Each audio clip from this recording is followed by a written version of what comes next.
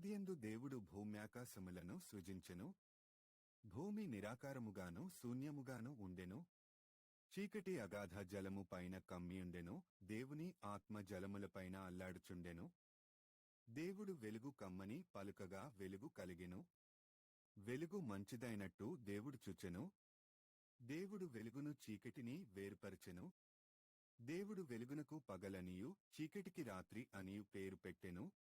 అస్తమయమును ఉదయమును కలుగగా ఒక దినమాయెను.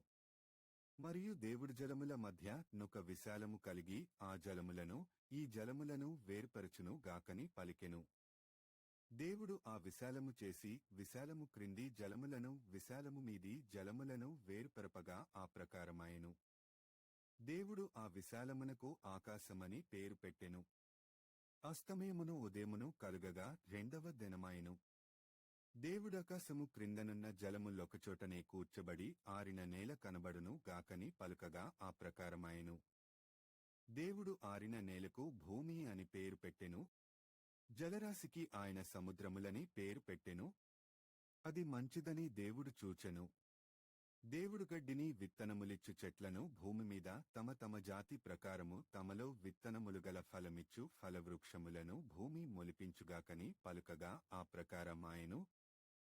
భూమి గడ్డిని తమ తమ జాతి ప్రకారము విత్తనములిచ్చు చెట్లను తమ తమ జాతి ప్రకారము తమలో విత్తనములుగల ఫలవృక్షములను మొలిపింపగా అది మంచిదని దేవుడు చూచెను.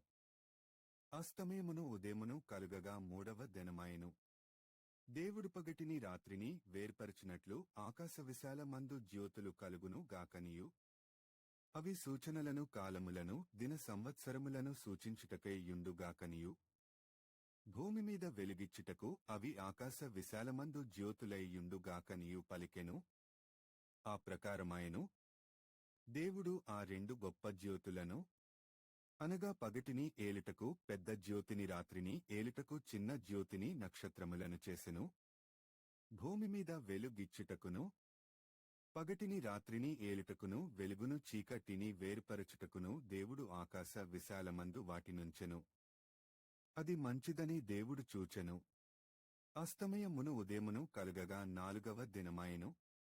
దేవుడు జీవము కలిగి చలించు వాటిని జలములు సమృద్ధిగా పుట్టించును గాకనియ పక్షులు భూమిపైని ఆకాశ విశాలములో ఎగురును గాకనియు పలికెను.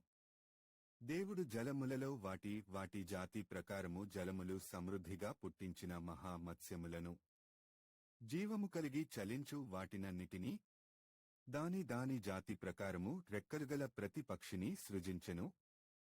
అది మంచిదని దేవుడు చూచెను. దేవుడు మీరు ఫలించి అభివృద్ధి పొంది సముద్ర జలములలో నిండియుండుడనియు పక్షులు భూమిమీద విస్తరించును గాకనియు వాటిని ఆశీర్వదించెను. అస్తమయమును ఉదయమును కలుగగా ఐదవ దినమాయెను. దేవుడు వాటి వాటి జాతి ప్రకారము జీవముగల వాటిని అనగా వాటి వాటి జాతి ప్రకారము పశువులను పురుగులను అడవి జంతువులను భూమి పుట్టించుగాకని పలికెను. ఆ ప్రకారమాయెను. దేవుడు ఆయా జాతుల ప్రకారము అడవి జంతువులను ఆయా జాతుల ప్రకారము పశువులను ఆయా జాతుల ప్రకారము నేలను ప్రాకు ప్రతి పురుగును చేసెను. అది మంచిదని దేవుడు చూచెను. దేవుడు మన స్వరూపమందు మన పోలిక చొప్పున నరులను చేయుదము. వారి సముద్రపు చేపలను ఆకాశ పక్షులను పశువులను సమస్త భూమిని భూమిమీద ప్రాకు ప్రతి జంతువును ఏలుదురుగాకనియు పలికెను. దేవుడు తన స్వరూపమందు నరుని సృజించెను. దేవుని స్వరూపమందు వాని సృజించెను. స్త్రీనిగాను పురుషునిగాను వారిని సృజించెను. దేవుడు వారిని ఆశీర్వదించెను. ఎట్లనగా మీరు ఫలించి అభివృద్ధి పొంది విస్తరించి భూమిని నిండించి దానిని లోపరుచుకొనుడి. సముద్రపు చేపలను ఆకాశ పక్షులను భూమిమీద ప్రాకు ప్రతి జీవిని ఏలుడని దేవుడు వారితో చెప్పెను. దేవుడు ఇదిగో భూమిమీదనున్న విత్తనములిచ్చు ప్రతి చెట్టును విత్తనములిచ్చు వృక్షఫలముగల ప్రతి వృక్షమును మీకిచ్చియున్నాను.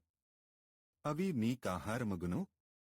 భూమిమీదనుండు జంతువులన్నిటికిని ఆకాశ పక్షులన్నిటికిని భూమిమీద ప్రాకు సమస్త జీవులకును పచ్చని చెట్లన్నీయు ఆహారమగునని పలికెను.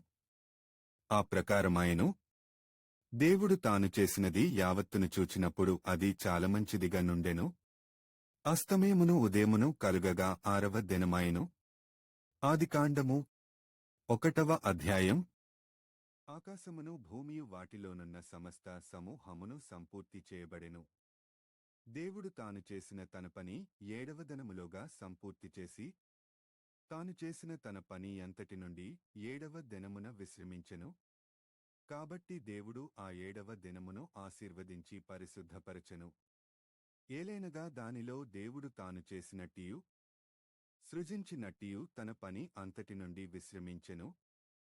దేవుడైన యెహోవా భూమిని ఆకాశమును చేసిన దినమందు భూమ్యాకాశములు సృజించబడినప్పుడు వాటి వాటి ఉత్పత్తి క్రమము ఇదే. అదివరకు పొలమందలియే పొదయు భూమిమీద నుండలేదు, పొలమందలి ఏ చెట్టును మొలవలేదు. ఏలైనగా దేవుడైన యెహోవా భూమిమీద వాన కురిపించలేదు, నేలను సేద్యపరచుటక. అయితే ఆవిరి భూమి నుండి లేచి నేల అంతటినీ తడిపెను. దేవుడైన యెహోవా నేలమంటితో నరుని నిర్మించివాని నాసికా రంధ్రములలో జీవవాయువును ఓదగా నరుడు జీవాత్మ ఆయను. దేవుడైన యెహోవా తూర్పున ఏదెనులో ఒక తోట వేసి తాను నిర్మించిన నరుని దానిలో ఉంచెను. మరియు దేవుడైన యెహోవా చూపు నకు రమ్యమైనదియు ఆహారమునకు మంచిదియునైన ప్రతి వృక్షమును, ఆ తోట మధ్యను జీవవృక్షమును, మంచి చెడ్డల తెలివినిచ్చు వృక్షమును నేల నుండి మొలిపించెను.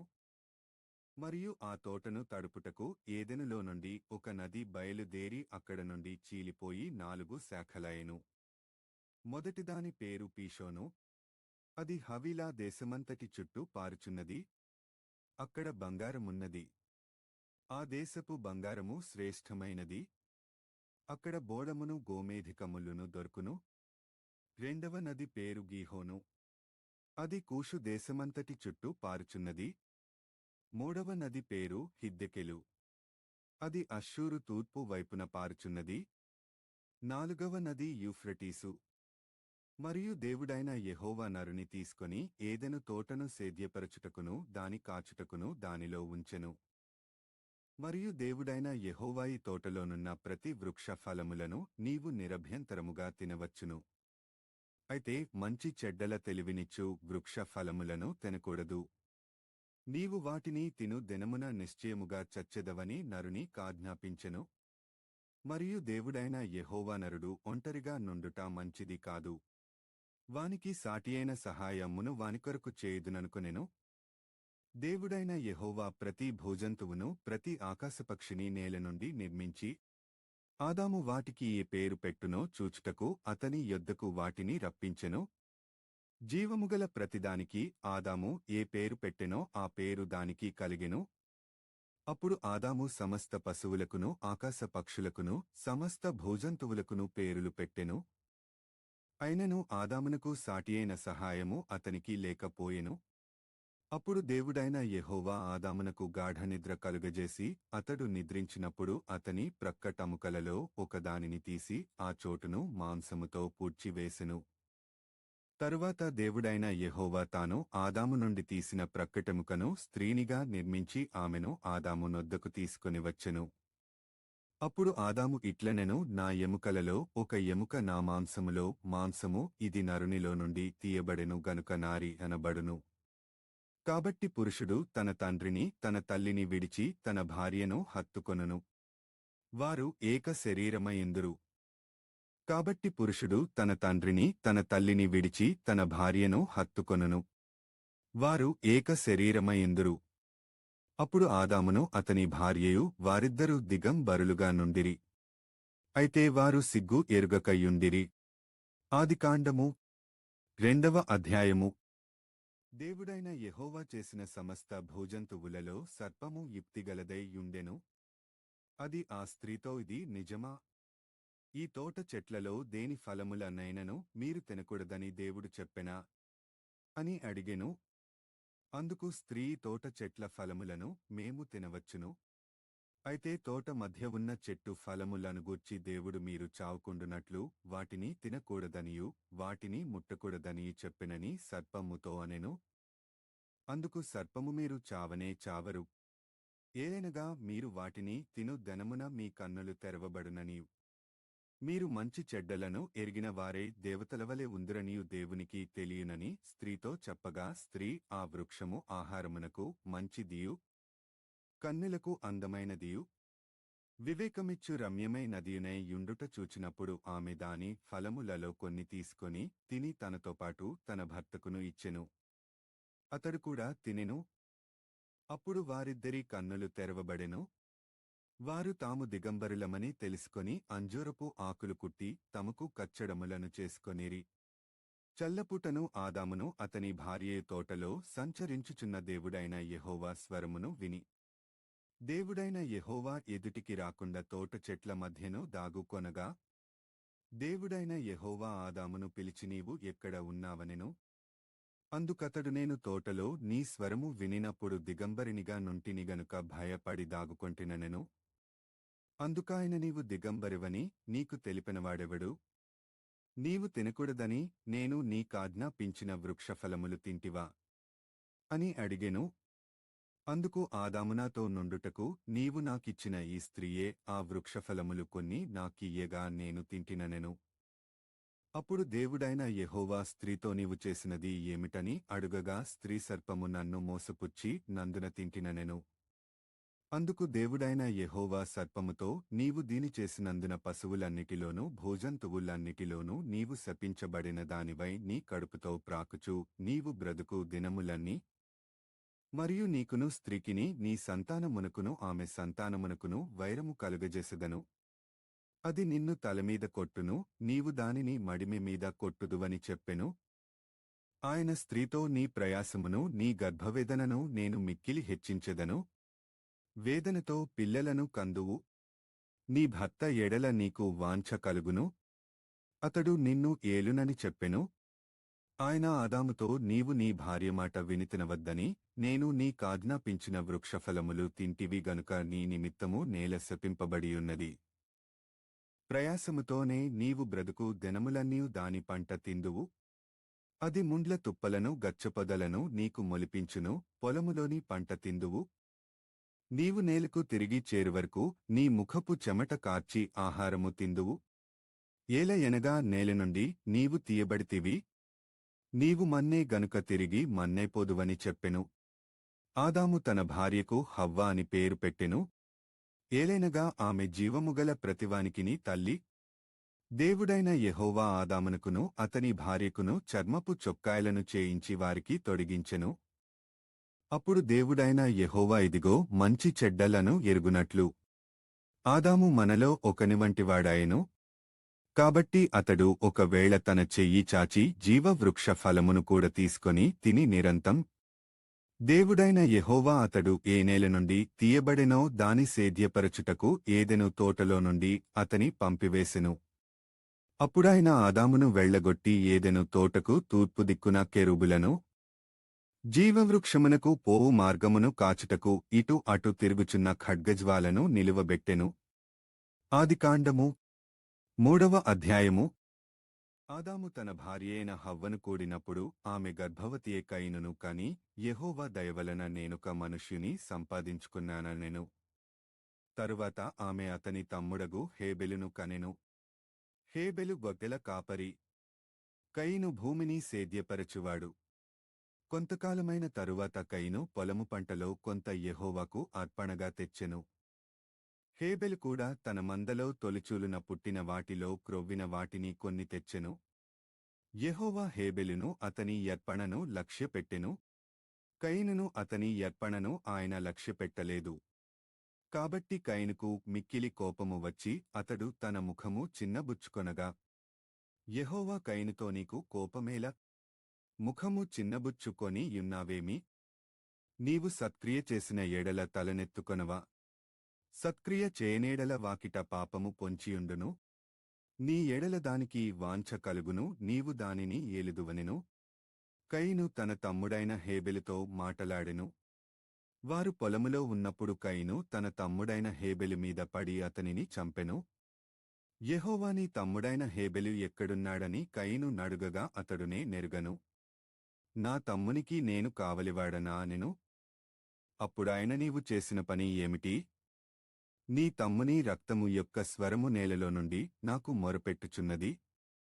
కావున నీ తమ్ముని రక్తమును నీ చేతిలో నుండి పుచ్చుకొనుటకు నోరు తెరచిన ఈ నేలమీద ఉండకుండా నీవు శపింపబడినవాడవు. నీవు నేలను సేద్యపరచునప్పుడు అది తన సారమును ఇక మీదట నీకియ్యదు. నీవు భూమిమీద దిగులు పడుచు దేశదిమ్మరివై యుందువనెను. అందుకు కయీనునా దోషశిక్ష నేను భరింపలేనంత గొప్పది. నేడు ఈ ప్రదేశము నుండి నన్ను వెళ్ళగొట్టితివి. నీ సన్నిధికి రాకుండా వెలివేయబడి దిగులుపడుచు భూమిమీద దేశదిమ్మరినే యుందును. కావున నన్ను కనుగొనవాడెవడో వాడు నన్ను చంపునని యెహోవాతో అనెను. అందుకు యెహోవా అతనితో కాబట్టి ఎవడైనను కయీనును చంపిన ఎడల వానికి ప్రతిదండన ఏడంతలు కలుగుననెను. మరియు ఎవడైనను కయీనును కనుగొని అతనిని చంపకయుండునా. అప్పుడు కయీను యెహోవా సన్నిధిలో నుండి బయలుదేరి వెళ్లి ఏదెనుకు తూర్పు దిక్కున నోదు దేశములో కాపురముండెను. కయీను తన భార్యను కూడినప్పుడు ఆమె గర్భవతియే హనోకును కనెను. అప్పుడుతడు ఒక ఊరు కట్టించి ఆ ఊరికి తన కుమారుని పేరును బట్టి హనోకను పేరు పెట్టెను. హనోకుకు ఈరాదు పుట్టెను. ఈరాదు మహుయాయేలును కనెను. మహుయాయేలు మతూషాయేలును కనెను. మతూషాయేలు లెమెకును కనెను.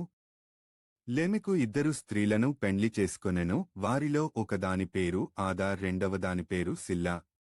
ఆదాయా బాలును కనెను. అతడు పశువులు గలవాడే గుడారములలో నివసించువారికి మూలపురుషుడు. అతని సహోదరుని పేరు యూబాలు. ఇతడు సితారాను సానికను వాడుక చేయువారికందరికిని మూలపురుషుడు. మరియు సిల్లా తూబల్కయీనును కనెను. అతడు పదునుగల రాగి పని ముట్లన్నిటినీ ఇనుప పనిముట్లన్నిటినీ చేయువాడు. తూబల్కయీను సహోదరి పేరు నయమా. లెమెకు తన భార్యలతో ఓ ఆదా ఓ సిల్లా, నా పలుకు వినుడి లెమెకు భార్యలారా. నా మాట ఆలకించుడి. నన్ను గాయపరచినందుకై ఒక మనుష్యుని చంపితిని. నన్ను దెబ్బ కొట్టినందుకై ఒక పడుచువాని చంపితిని. ఏడంతలు ప్రతి దండన కయీను కోసము వచ్చిన ఎడల లెమెకు కోసము 77 వచ్చునను. ఆదాము మరల తన భార్యను కూడినప్పుడు ఆమె కుమారుని కనికేయును చంపిన హేబెలునకు ప్రతిగా దేవుడు నాకు మరియొక సంతానమును నియమించునను కొని అతనికి షేతు అను పేరు పెట్టెను. మరియు షేతునకు కూడా కుమారుడు పుట్టెను.